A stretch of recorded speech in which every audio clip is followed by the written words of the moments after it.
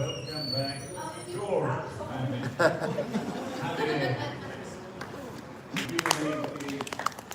Trophy.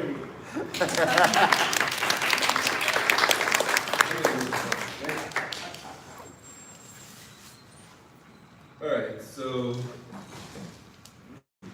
yesterday at some point I talked about some period in the Middle Ages where France didn't even exist yet. But wait to hear this. The Chilean and Argentine states are entirely fiction. I discovered this over a long period of time living in South America. But most importantly, the topic today, Wallmapu, obviously the story of the Mapuche people and their struggles. It's very important for the world to be able to situate, for the very reason that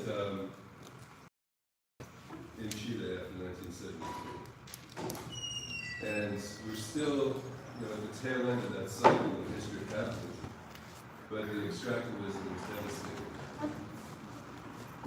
And some of you are too young to remember, I guess, in 1973, on September 11th, when the Unidad Popular experiment was destroyed in Chile.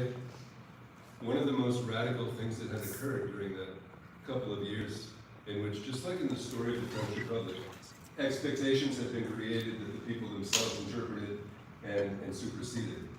The Mapuche resistance had found a way through the agrarian reform to take the initiative to try to seize back lands that had been stolen from them when the frontier was pacified at the end of the 19th century. And so many Mapuche became radicalized during that process, not always in alignment with the Allende government or the various factions of the ruling left.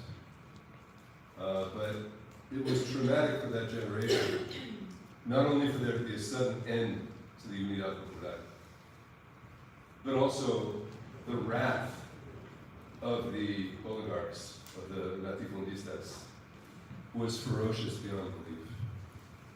And Pinochet regime pulled one of these tricks where, in addition to nullifying all of the redistributive policies of the Allende government, and putting the Mapuche back in a situation of desperately clinging on to the little reducciones where they were, basically, how do you say contenir? I can't speak French anyway, too. They were basically trapped on small pieces of minifundia that were barely just enough for subsistence and couldn't really, their struggle for autonomy has been really a struggle to rebuild community, to reorient that themselves. But also, the Pinochet government let in foreign companies to basically, buy the forests, for example, plant eucalyptus trees, which have destroyed the ecological system in that region, and do all kinds of other nasty things, while at the same time promoting this discourse of national pride that had Arauco at its center. In other words, the celebration of Araucania, of the indigenous heartland of what is now Chile, on a national level, with the claim that somehow there's a continuity in the Chilean nation. Because these are heroic Indians. These aren't just Indians. These are fighters. These are warriors. These are Indians that the Chileans can be proud of, who made peace for centuries with the Spanish crown as an independent nation, and then who joined in the struggle to build a modern Chile, as if they had done so voluntarily. So, the generation that in the 1990s started talking about autonomy and developing ideas for changing the course of the Mapuche resistance in the middle of the neoliberal era had gone through a lot of trauma and had somewhat lost its bearings with respect to the traditional leaderships of the communities who had been involved in, conciliatory reformist efforts from a subordinate position in the electoral system before Allende. So a lot of things changed. The nature of the leadership changed. The relationship of young people to elders changed. Half of the Mapuche population now lives in Santiago or in Concepcion, in larger cities. So just like in Bolivia and other places, we, the scholars from the global north, go down there, expecting to see a kind of landscape of indigeneity, we can't even find these people because we are given an exoticized view of what indigenous identity is in general, and Mapuche identity in particular. It's also very important not to romanticize the Mapuche resistance, which is what a lot of people like me, young idealists, go down there looking for. In fact, I tried to bring a friend once and he said, "Ooh, can you introduce me to a shaman?" And I was like, "This is going to go down there. There's no way he's going to even let me near them if I tell him that story." Right? Life is hard in Chile. People struggle over what it means to be Mapuche, who they are. There's a huge stigma that's attached to it. It is not easy to talk about the subject for the same reasons that I talked about yesterday. The mainstream left and the reactionary nationalist right both agree that the only viable state in the modern world is a Republican one in which there is no place for any particularist, as they call it, or communitarian forms of governmentality or of citizenship.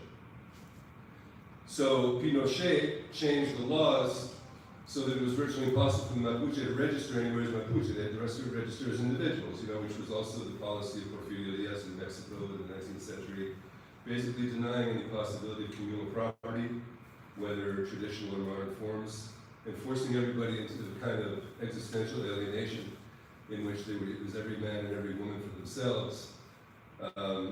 So, at the same time, as a historian, I feel very strongly that we shouldn't constantly victimize Mapuche people because of all the struggles that I have ever seen over a 400, 500-year period of long memory that have occurred during the period of conquest and ethnocide that began in the 1500s. Mapuche's story is one of the most enigmatic and one of the greatest, right? With some of the biggest stories and legends that you can sort of feed off of in order to develop a kind of anti-colonial pride of some sort. So, when I talk about indigeneity, I'm very careful not to make broad generalizations. But when you write and publish about this stuff, academia kind of forces you to learn all kinds of theory, right? And I'm not convinced that without an understanding of the appeal of the Allende Republic, for example, during which the Mapuche people were celebrated as peasantry, as the class that was going to accelerate the process of social transformation. Jacques Chonchon was actually a French agronomist and was running the agrarian reform for Allende, who I had the good fortune of studying with in Paris. He came out and publicly said, Mapuche are not Indians. Mapuche are Chilean peasants who've gone through a long process of developing their class consciousness, and they're going to join the revolution, and we're going to develop equality and whatever. And there was a lot of truth to that in the sense that, 80% of the population was rural. Some of them were owners, some of them were peons, but all of them wanted to participate in the process. And it is true, I'm going to talk about this in a minute, that there's no autarcy between Mapuche and others. Over time, there's always been a lot of interaction, right? So it's a myth that struggles for Mapuche autonomy are struggles for secession. They're actually struggles for dignity, self-governance, and a number of other things.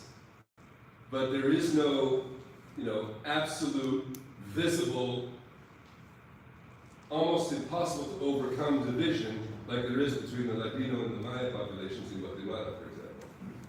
Okay? So there was a time where many of these Mapuches started to believe that maybe if they joined a Marxist movement, a socialist movement, a MIR, whatever, they could participate in something bigger and reverse the course. But the Republic stopped that. It created expectations for integration, but always from above. And one of the critiques that most people that you talked about the Allende period will tell you is they were constantly explaining to us who we were, what we needed, and how we were going to get it. And it was never clear who they were asking, because it certainly wasn't the Mapuche authorities who were used to negotiating with the Chilean state. So, the fact that there's still, that every Mapuche that you manage to sit down and talk to about history is going to begin way back in the colonial era. So just like yesterday, I'm going to do that too. I'm going to talk about contemporary resistance, but I want you to understand how the Mapuche themselves view their relationship to freedom, to territoriality, to the history of Latin America, and why, if you look at this picture up here, Wallmapu, which is a vindicación territorial, it's kind of a symbolic claim over the lands, broadly speaking, that the Mapuche governed without a state, and we'll talk about that, prior to the arrival of the Spanish. And for those of you who are familiar with South America, this is the Campos that provided the resources for the industrialization of Argentina at the end of the 19th and early 20th century. That's where all the wealth of Argentina is. And the part that is currently in Chile is south of Santiago. It's in the middle of the country. But it's important to know that the northern boundary of Wallmapu was a real boundary between Spain and the Mapuche, who were recognized as a nation by the monarchy of Spain for 300 years, right? And everything south of that was open. So the Mapuche have never really had borders, in their history. But just representing a map like this publicly in a place like Buenos Aires can get you in serious trouble.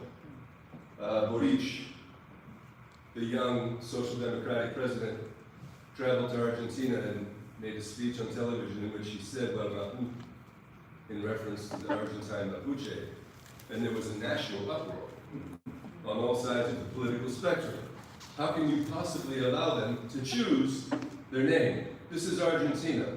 These are a bunch of Chilean immigrants bringing false ideas about indigeneity to a country that was made out of European immigration. And you can sort of see where the clashes of national pride and identity result in disastrous diplomacy. So, can you flip the next picture? I want to show the three before I start. So look at this. This is in 1775. For those of you who understand, or who know something about the history of colonial Latin America, there was no such thing as Argentina, there was just the Viceroyalty of the Rio de la Plata, which had just been created to accommodate the rise in economic activity, contraband, slave trade, anything like that, in what is now the Rio de la Plata, and which was hurting the economy of the Viceroyalty of Peru. Most of the economy was north, and Lima, of course, was the capital of the entire Viceroyalty. So not only was everything we know as Argentina part of Peru, but the so-called Kingdom of Chile, just to know as the king's claim over the rest of South America, covered most of Argentina. In other words, at the end of the 18th century, nobody was really thinking about two nations living side by side but separated by a mountain range. A lot of us sort of assume that there's a natural, the national identity grows out of landscapes. These romantic stories about how mountains are sort of natural boundaries, willed by God, that separate populations and give them different identities. There's a huge problem with that in this history. Next one, the third one. Oops. Are you doing that around? There we go. All right, so if you look at the representations here, Patagonia and the Pampas. So this is published in the 19th century, right? Argentina already exists. It views itself as being a kind of Ukraine of the Americas, with the grain revolution or anything like that. And Chile is over here, a kind of stunted version of it. Most of South America is not yet settled or conquered or even claimed. Patagonia, there are some utopians that dream of it as kind of a frontier of freedom, but mostly indigenous populations live there, and a few scattered immigrant communities towards the south, towards Ushuaia. This could have been it in the middle of the 19th century. before the campaigns of the desert and things like that, Argentina and Chile would look like this. And Wallmapu would have had a vast possibility to develop in whatever form in the modern era. And of course, that's not what happened. All right, so just, you get a sense of that, right? I say this because when Argentines say, well, the Mapuche, that's a Chilean thing, they are reifying the notion of Argentine versus Chilean in ways that make no sense until, say, the 1950s, right?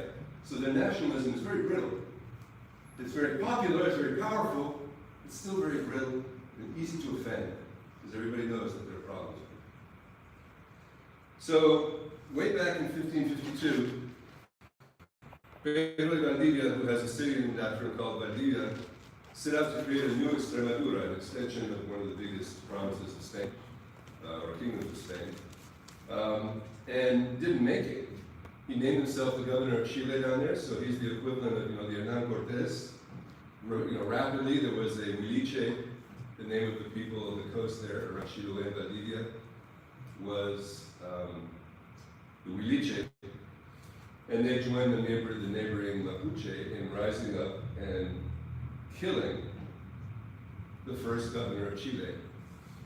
So there's a city named after him, but for many decades there was no sign of any Spanish presence there. Everything except the town of Valdivia that had been created by the Spanish until then, so this is late 1500s, was abandoned or destroyed. So that was the first victory ever of the indigenous populations. And who were these folks, by the way? I want to stress that most of us, when we learn Latin American history, we learn about Tawantinsuyu and the Inca Empire. The Inca Empire was a highly sophisticated early modern state, consolidated in the 1400s, that ruled over many miles of land and mountain, and over many peoples, with a sophisticated administration and a system of labor draft that extended way beyond the borders of current-day Peru. So you all know this, right? Well, the Inca made it down to where the Pampas start, introduced himself to the Guarani, met some Mapuche from the north of Santiago, who currently have a very distinct relationship with the whole history for that reason, but stopped there. Mapuche resistance had also pushed back the Inca Empire before the Spanish even showed up. So that's a unique story, I think, in the history of the continent. So the authorities, first of the Gobernación and then of the Capitanía General de Chile, were all dependent on the Viceroyalty of Peru, and they were absent from the territory south of the frontier beyond the Biobío River, which is the border, the frontera, of what is now called Wallmapu in Chile. And the boundary between present-day Argentine and Chilean republics wasn't drawn until the Treaty of 1881. So you can imagine how, in reality, the passes of the mountains were constantly crisscrossed without any control. But the dispute wasn't resolved until 1881, right on the eve of the massacres that I'll talk about in a bit.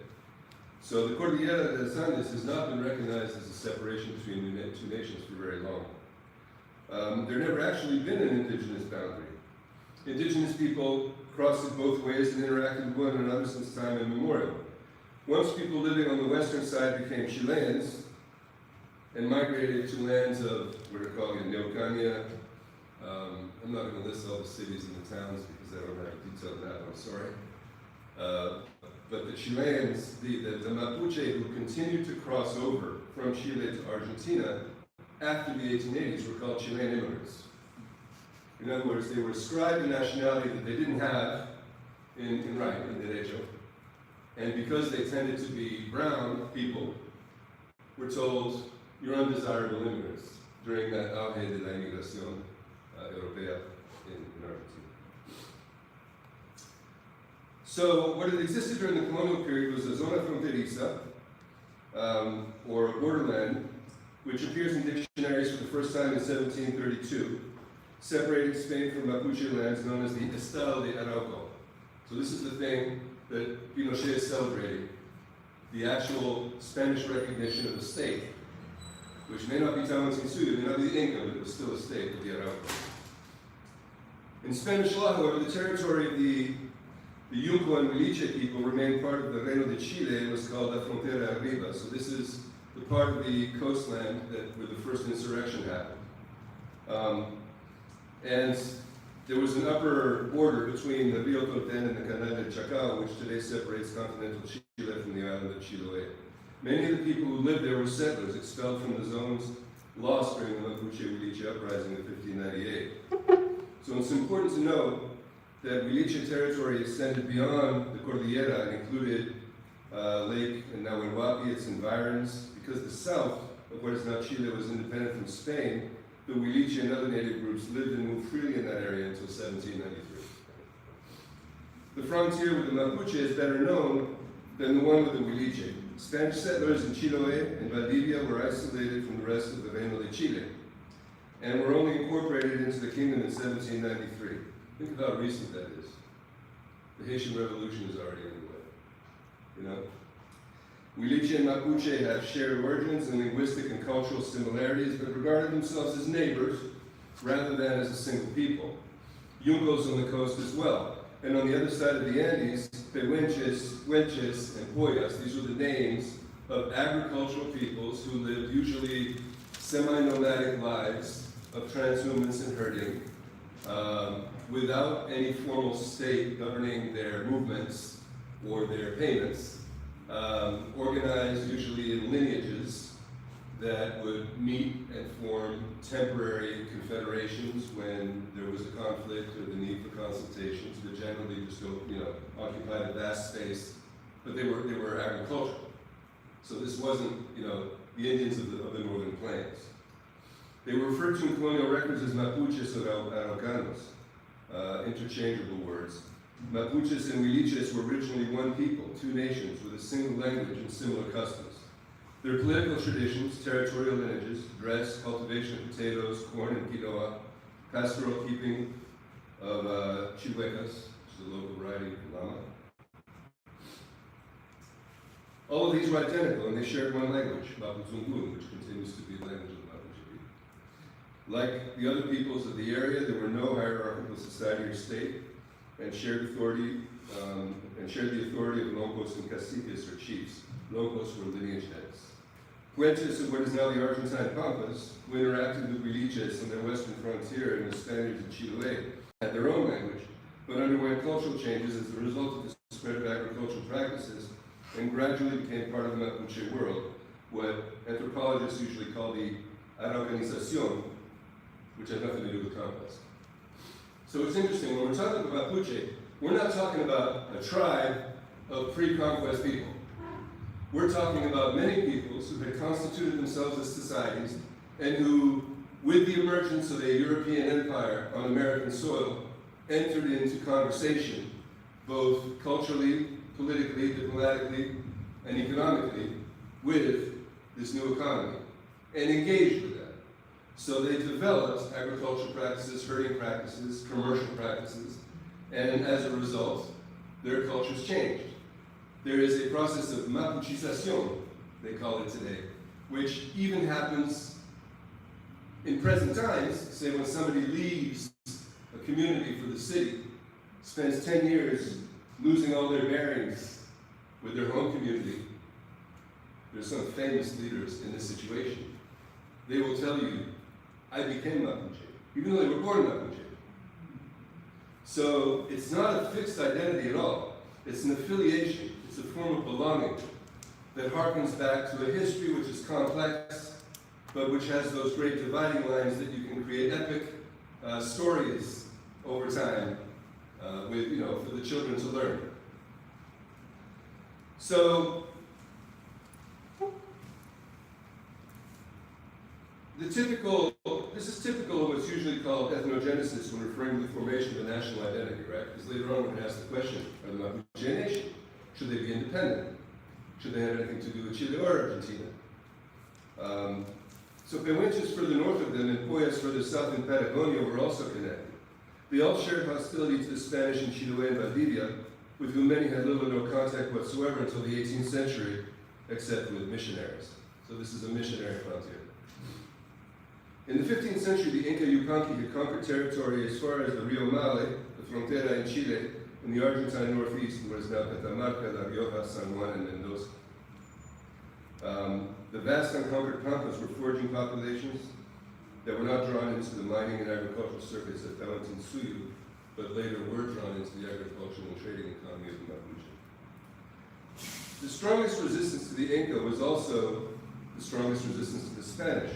In the western Andes southern region south of the Rio Mau, which was densely populated, the Spanish were never able to establish any colonial presence for the entire length of the Spanish Empire.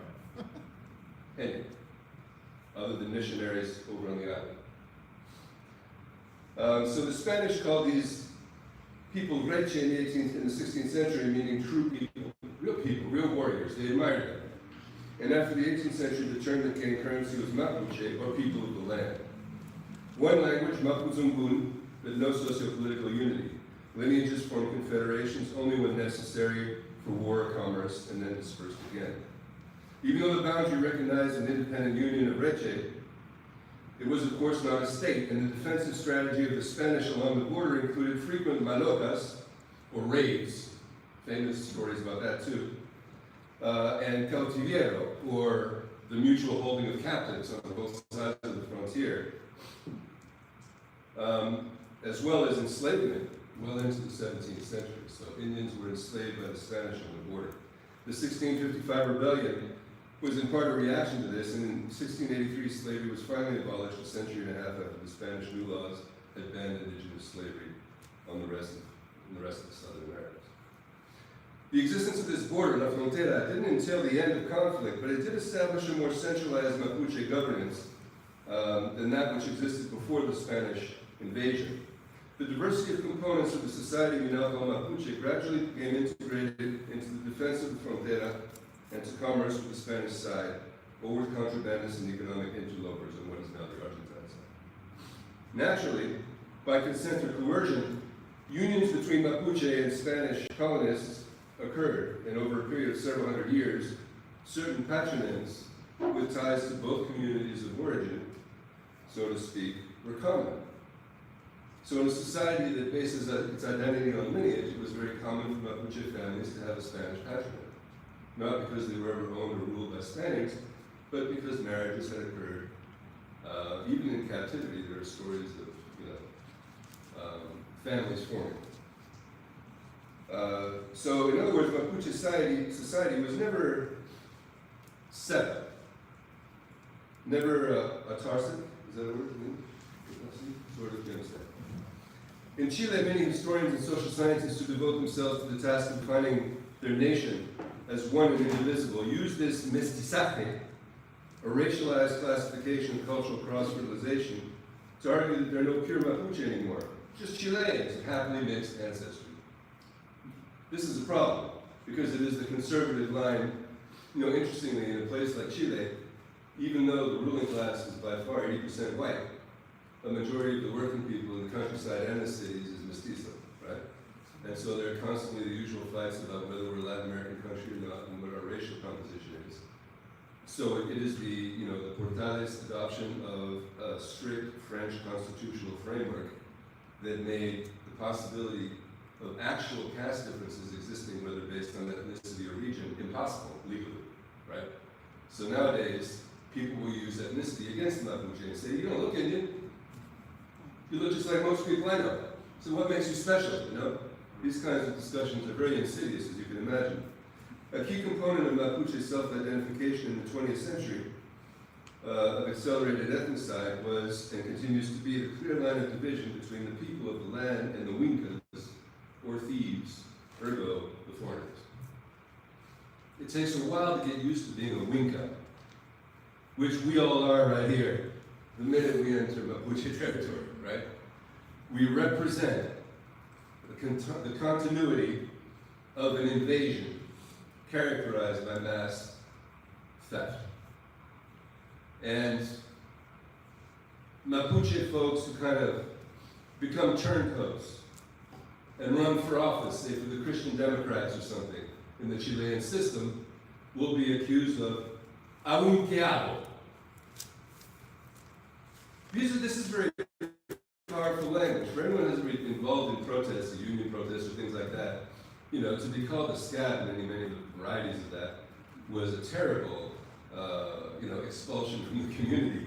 So one of the strengths of Mapuche political discourse anyway is to keep everybody tight. You know, we are a people because we've been through all this for hundreds of years together. Beware of those guys. So Wincas can be neighbors, Wincas can be friends, Wincas can be associates, Wincas can be a number of things, but they're still Wincas. And you will be reminded ritually all day long that whatever information you seek, or whatever you're doing here, we're watching you. Because we've been here before. So I thought that was just interesting, my experience of doing research. I mean, what am I doing in South America researching in Mapuche? As far as they're concerned, it's another crazy libertarian from Europe who romanticizes the revolutionary possibility of the commune. And they got a point, right? A lot of people are doing that. Anyway.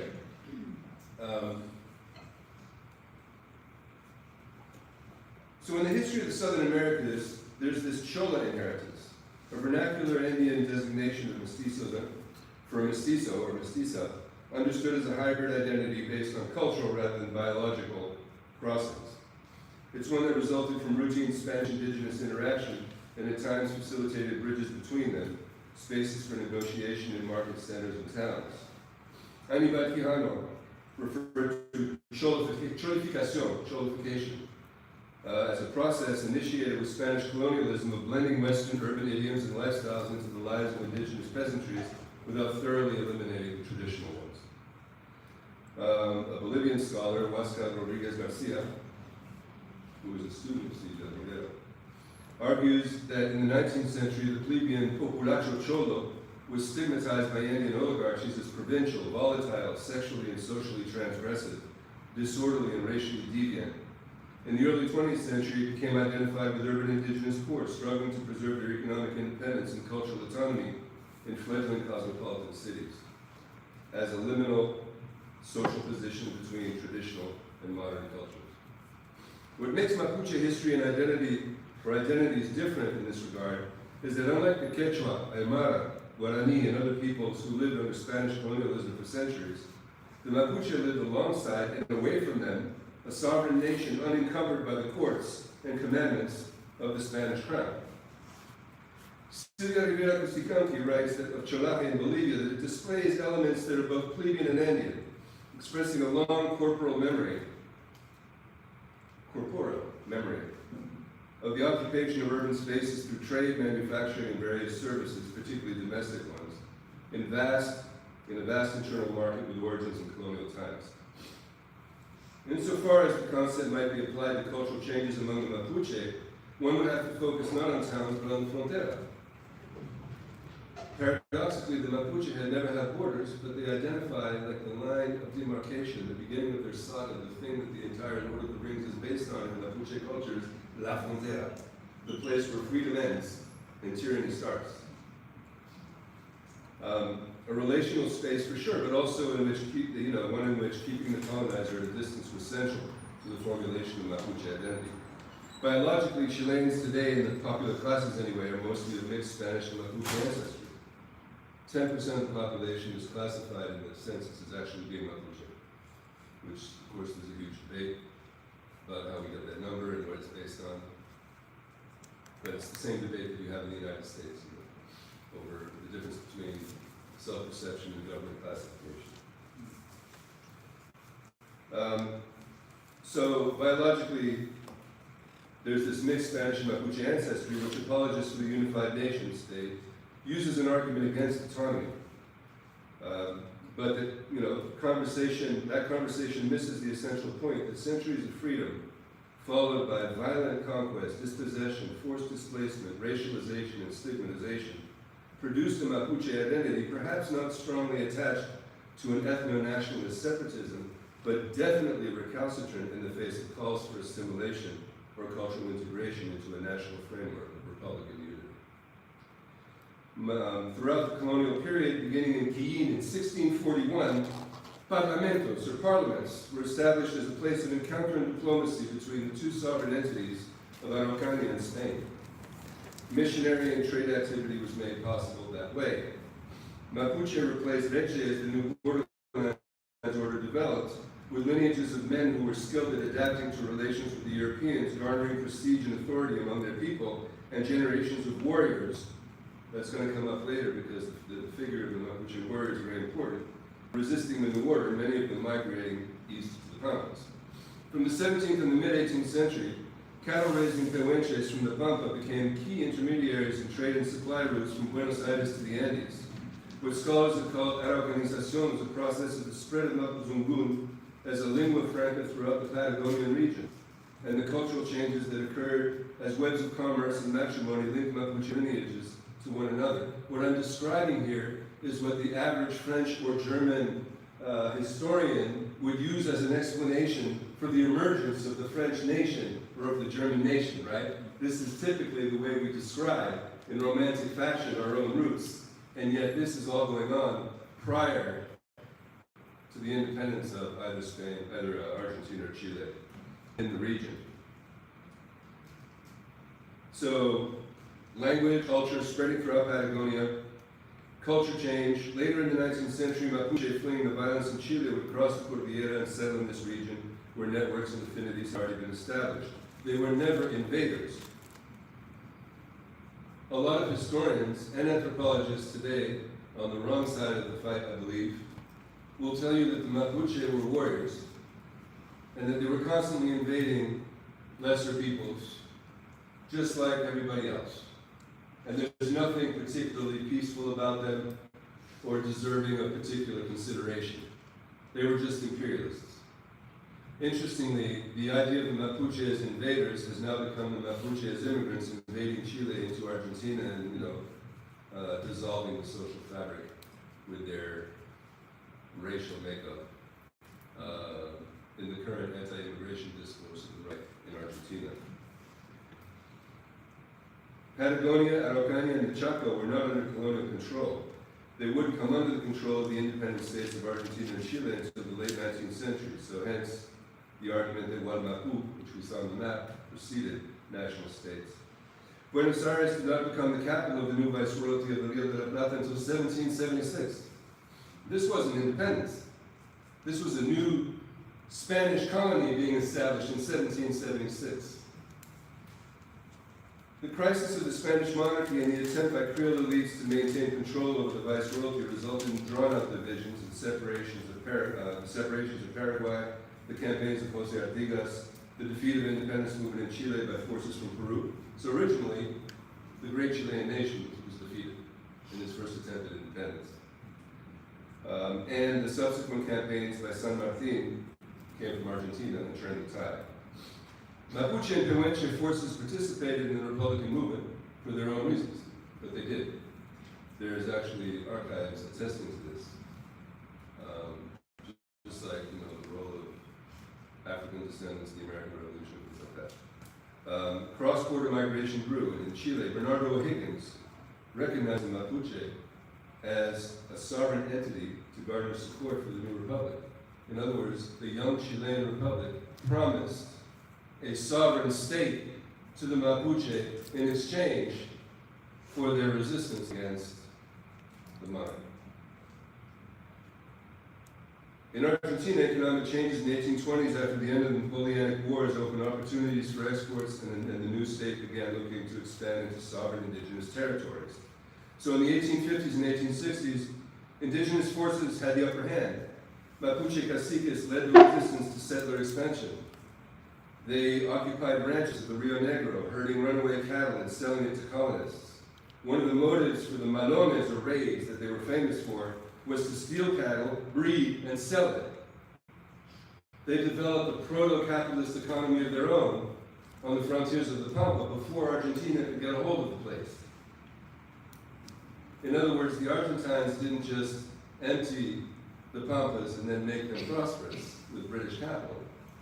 They built on a pre-existing economy that had existed during this wild time. It was an informal economy that was much like the relations between Spain and Arauco in the colonial era, alternating between peace and conflict. The story of white colonization since 1880 shows different streams of population. The first, starting from the regions of the Pampa, went from north to south along the Atlantic coast and gradually extended to its sphere towards the interior. the breeders used the sea route, the ancient Indian tract with recognized sources of water, to convey their first herds.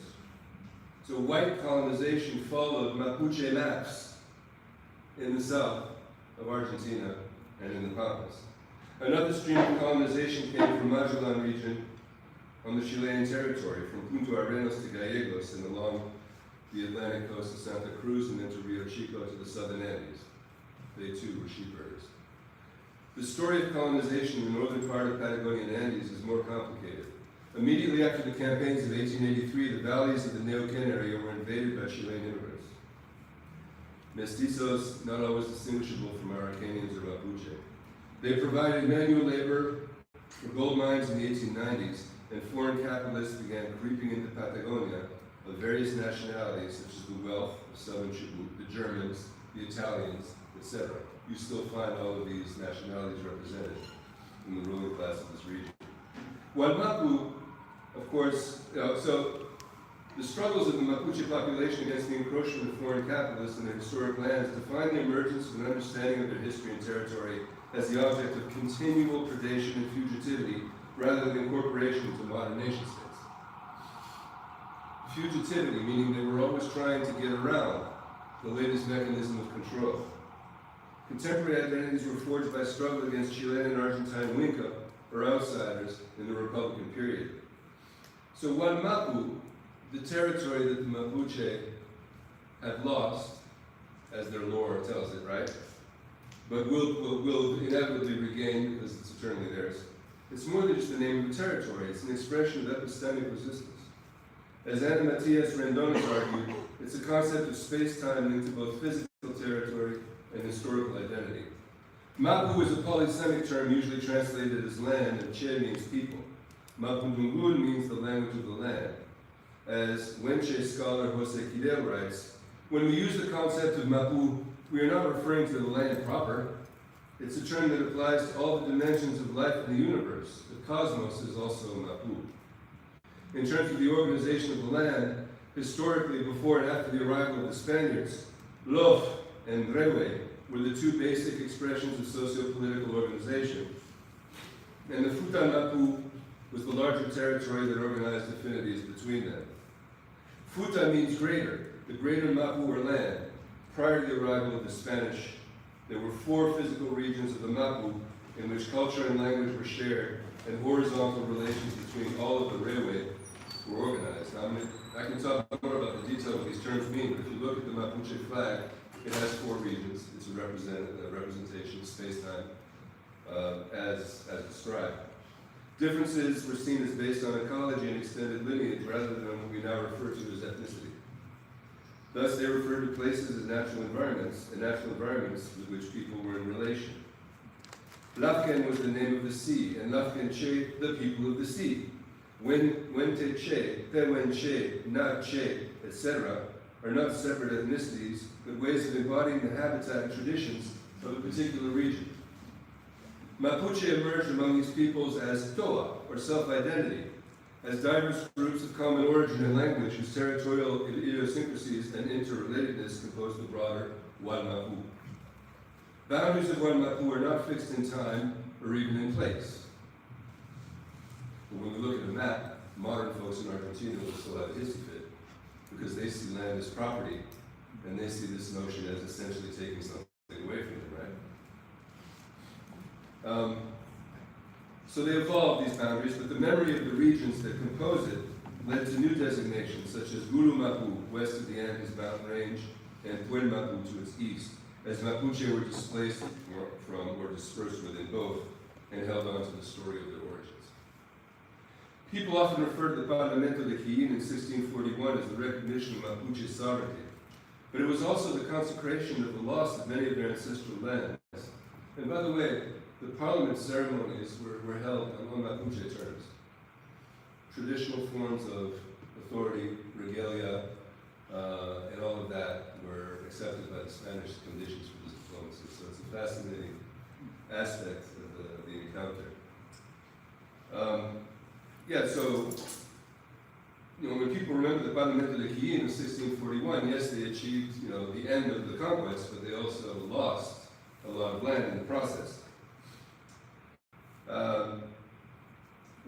as a discourse is intimately related to the disasters of the pacification of Araucania in Chile and the conquest of the desert in Argentina, which deepened the longing for an ancestral understanding of space and time in defiance of national and capitalist dispossession. It's not just about territory, it's about philosophy. So I go around with books about La Filosofía Mapuche, which are of unequal quality as reading, but it's tremendously profound, really, and multi-layered and complex as any philosophy out of the Mediterranean that I'm used to.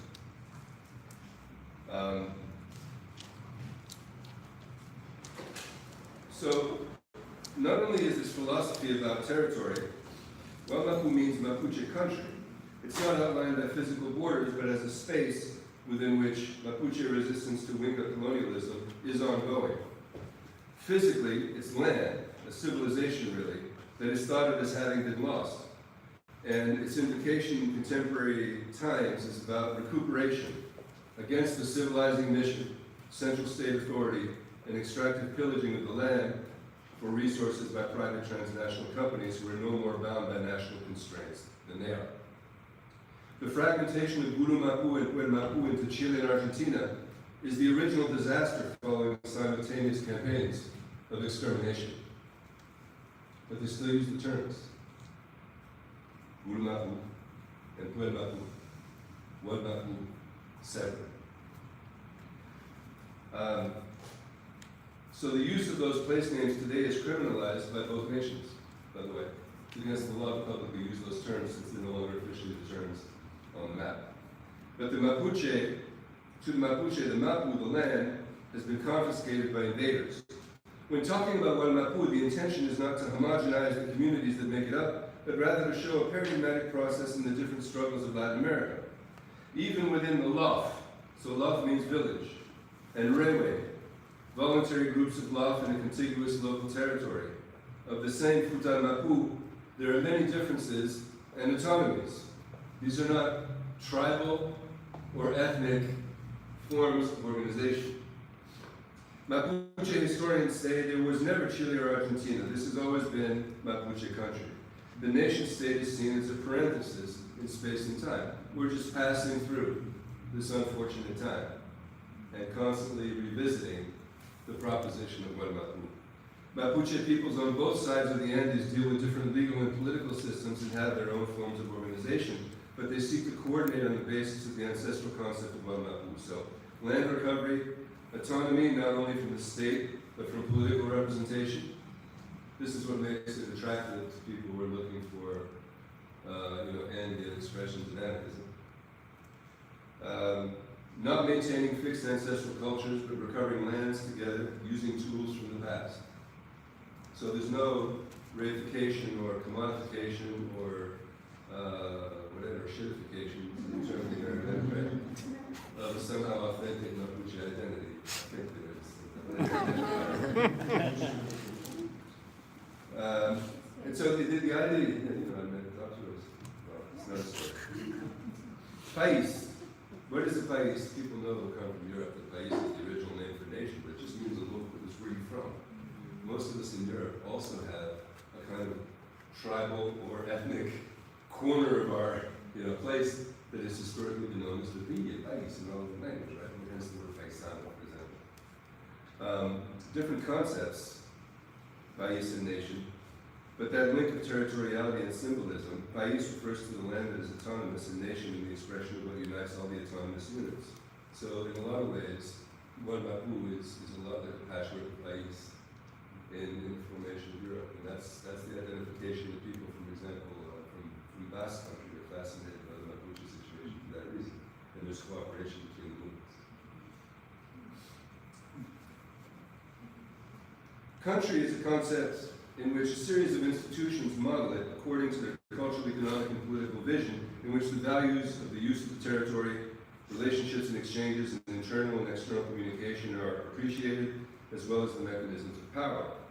So, nación or nation, if you define it that way, to the Mapuche, is Wallmapu, the país, Mapuche country, has a right to negotiate as an autonomous entity with others that have sovereignty or statehood, as in the colonial era, through the centuries-old practice of parlamentos, which continue in perpetually changing contexts. In the 1980s and 1990s, there were some famous parlamentos in which the exiled community of Mapuche leaders from the era of the Allende agrarian reform came back and discussed the future with traditional Longo and caciques and developed a new pattern of struggles for autonomy that is only about 40 or 50 years old. So let me just give you an idea. One of the many iterations of proposals for autonomy in the 90s read as follows. Regarding organic Mapuche institutionality, it will be necessary to create a Mapuche parliament, which would be the expression of an organizational recovery of the Mapuche people. It will be organized democratically through the election of communal delegates to a regional assembly for each region with a significant Mapuche population. These regional bodies would form a larger directorate that would include traditional authorities in the following proportions: a major cacique from the Huiliche Council of Chiloé, a major cacique from the Junta de Caciques in the Sorno, two Pehuenche Longos from Mapuche Biobio, and two Machis, women leaders from the 8th region. So it's very specific, right? Basically what they're doing is they're organizing a kind of horizontal federation, kind of like the early anarchists in the 20th century, right? That never goes any higher than the regional level. It connects localities and regions, and making sure that everybody in these communities where the Mapuche are majoritarian is also paying, respects to the point of view of the traditional leaders of the lineages. The idea of Mapuche nation comes from the recognition of the existence of other instances, juridical, social, and political, that fall within the nation state. That there's no separatism or eliminating the presence of Chile or Argentina in Wallmapu. The idea of articulating Mapuche as a nation was revived in the 90s, and it's an ever-changing identity rooted in the struggles of rural and urban populations for the recuperation of lands against displacement, cultural ethnocide, etc. In the spirit of Wallmapu, it's the land that's been invaded by the city, not the city that's been invaded by the Mapuche. I've been working on that a lot because it's interesting. Half of the Mapuche live in cities, and the most militant Mapuche organizations in both Wallmapu and Wallmapu consider the return of what Silvia Rivera Fusicanti calls the Sociedad Abigarrada, or motley society of urban settings, characterized by the conjunction of modernity and tradition in the context of displacement and racial segregation as part of Wallmapu's ongoing cultural renaissance and recuperation. The use of modern technologies of communication and embrace of Mapuche identity by young artists and rappers has broadened the visibility of struggles for autonomy, and also resulted in conflicting paradigms of engagement with the neo-colonial state. Many urban Mapuche who in Chile participated in parliamentary and labor politics throughout the 20th century looked to the Bolivian model of the plurinational state as a horizon to be inscribed in the national constitution. This is considered a very conservative state approach. And of course, the failure of the recent referendum in Chile, which I'm sure you all heard of, everybody was devastated because it came on the heels of a huge student and youth movement, and many of the liberties that were entrenched in the Constitution were really worth fighting for. But there was not much celebration or not much sadness among the Mapuche that the plurinational part of it failed, because it scared the hell out of the ruling class in the winter, for one thing. Evo Morales and all of that. But second of all,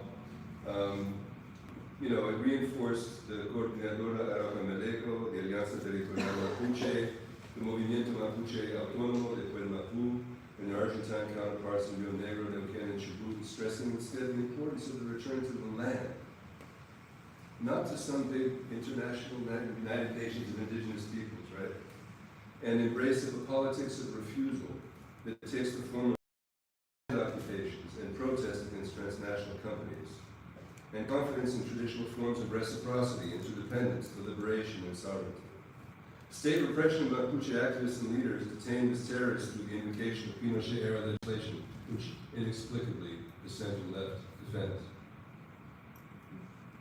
Think about that for a second.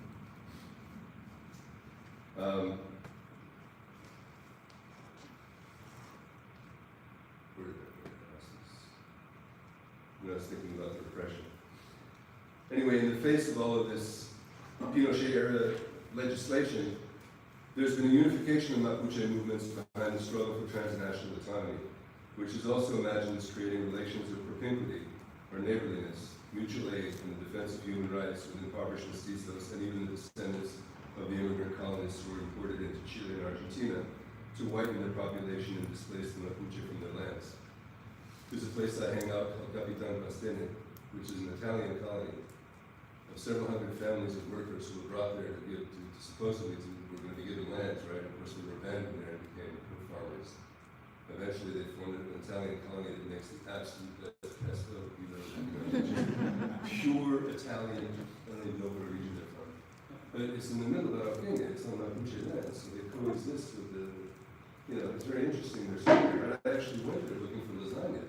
And I encountered probably the most tense part of that militarized region that I had ever seen. I was passed by tanks several times on the road, and then taken in by family who basically schooled me on which roads I could take and which roads I couldn't, because the Inca, the coordinadora that is currently up in arms, is lurking in the woods, and they're being persecuted by the state, not for acts of terrorism, but for acts of sabotage, and destruction of property. Only 1 or 2 people have died accidentally in this entire conflict. They're accused of terrorism and persecuted as such. So most of the violence actually comes from the state that you have to be careful of. So, as Thomas Kubat, Florencio Mellon, and others have shown, many Mapuche themselves were colonists in the process of disarticulation of communal lands and the privatization of property, referred to by Mapuche historians as the usurpación de la tierra, or usurpation of land. And the invocation of Wallmapu is a means of circumventing the state's bureaucratic limitation of lands and ancestral, only in cases where communities have lived there continuously for centuries. So you're given a piece of land and you're allowed to keep it if you can prove that you've been there for 200 or 300 years. How the hell are you going to prove that with all of the history that I just talked about? With the 19th century wars and the 20th century policies of proletarianization, reduction, eviction, and forced migration rendered an exceptional phenomenon rather than the rule, the ability to justify one's communal property or personal property over the land. In the process of radicalization of Mapuche demands, the historic role of the Huaychafe, or warriors, has been invoked to lead an increasingly violent struggle against the militarized state and transnational companies. For Hector de Atul, an imprisoned Huaychafe, or warrior, who published a book with Chilean scholar Jorge Arrate, Wallmapu is undergoing its 3rd invasion. The first was by the Spanish crown, the second by the national states, and the third by transnational capital in the context of extractive neoliberal economic development. The return to the Huaychafe. So, in Mapuche history, Huaychafes, or warriors, recede when there is peace. They disappear, they have no particular authority. Most of the locals are not warriors, right, the lineage heads. But when there's a conflict, the warriors are elected into position of authority, and he's one of them. So it requires thinking about yesteryear and today and relating them. Lefraru infiltrated the Spanish world and understood that being there allowed him to learn. So what they're saying here is almost like, okay, let's practice a kind of marinage. Let's live within the monster, the beast of the belly of the monster, whatever, and observe it. See how it functions, see where its weaknesses are. In today's circumstances, the dominant Western culture must also be a terrain for us that allows us to learn. At present, the experience gathered from the world that dominates us must support the actions of a strengthened Huaychafe in permanent training, who is a multifaceted fighter, so to speak, with the capacity for expedition in each area of which he must act, but maintenance and always recovering our Mapuche uniqueness. This openness to change and adaptation is a characteristic of Mapuche history on both sides of the mountain range. The CAM that Yatu leads targets infrastructure, vehicles, and buildings of multinational corporations, not people. But it does aim to chase those companies in the army that protects them out of the areas where Mapuche had claimed the land. This mild sabotage, reminiscent of malones or raids in another century and defiant and most of the CAM leadership is in prison, but as a result of the counterinsurgency, there's also been, as there is here, whenever there's a danger of national security or whatever, an increased persecution of Mapuche everywhere, whether involved or not in these campaigns. The Atul writes, in both Chile and Argentina, plundering and usurpation of the deterritorialized Mapuche diaspora, who did not grow up in a community but was, as he said, transculturated in a Inca world, and advocates the possibility of re-entering Mapuche culture and society through political action. This raises interesting questions in terms of solidarity and, this whole debate over the authenticity of who speaks for who, right? He advocates the possibility of re-entering Mapuche culture and society for political action. As he says, "Me Mapuche se," I became Mapucheized. Mapucheized.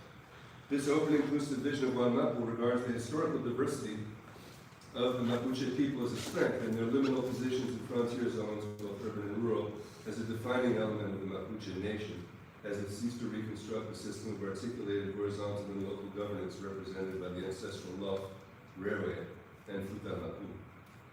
As Chadwick Allen states in his writings on trans-indigeneity, liberal democracies offer explicit prospects of equalization that are often linked to a further-reaching politics of recognition. But liberal democratic norms and the continuing tension between notions of equality and democracy delimit these prospects. The interaction of these values and related institutional systems set up dynamics that enable and constrain demands for recognition and institutional realization, stimulating the search for authority beyond the state. I don't know if you realized, but the only actually autonomous indigenous folks in the entire Americas are the Inuit of Greenland and northern Canada, and a smaller group in Panama. That's it. For all of the talk of indigenous policies, or international recognition or whatever, it's very difficult to escape the liberal framework and just be a minority in a multicultural state. This is what the Mapuche don't want. The left in Chile wants them to accept their status as ethnic minority, and they don't want to go there. This is somehow, in the political philosophy of Mapuche, resistance to that notion. So, in the case of Argentina, the recognition of indigenous peoples by the 1994 Constitution, which defined the country as a pluriethnic nation, not a multinational state, but pluriethnic nation, legitimized struggles for territorial recuperation that rapidly overwhelmed the institutions of the state.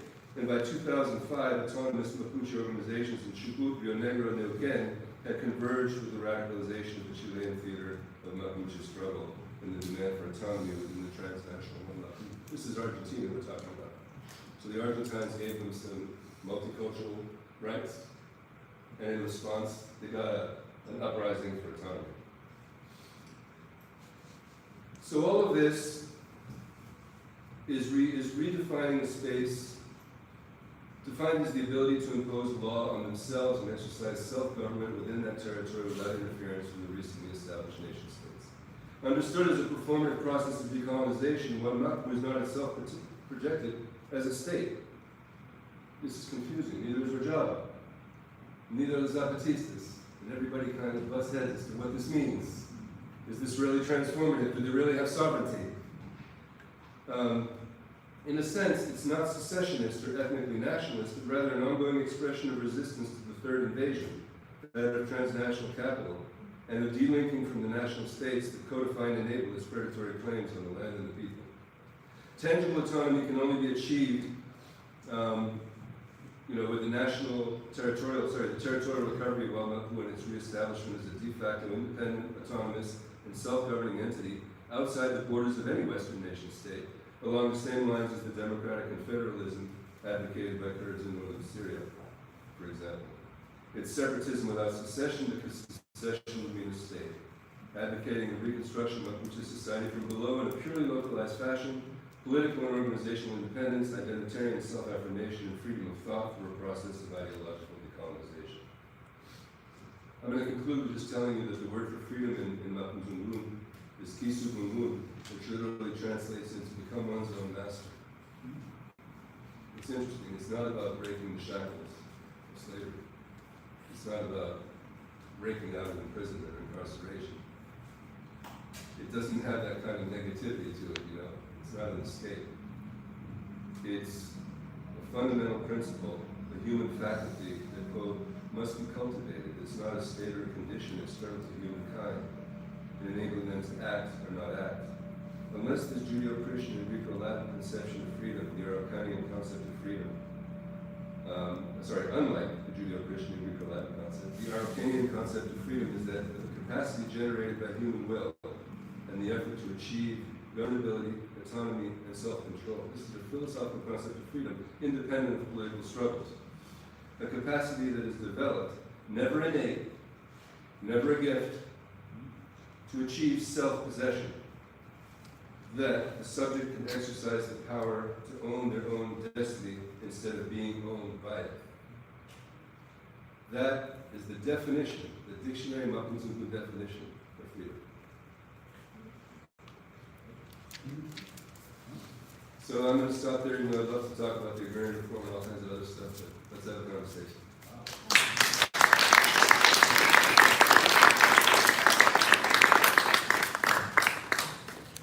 What have the relations been?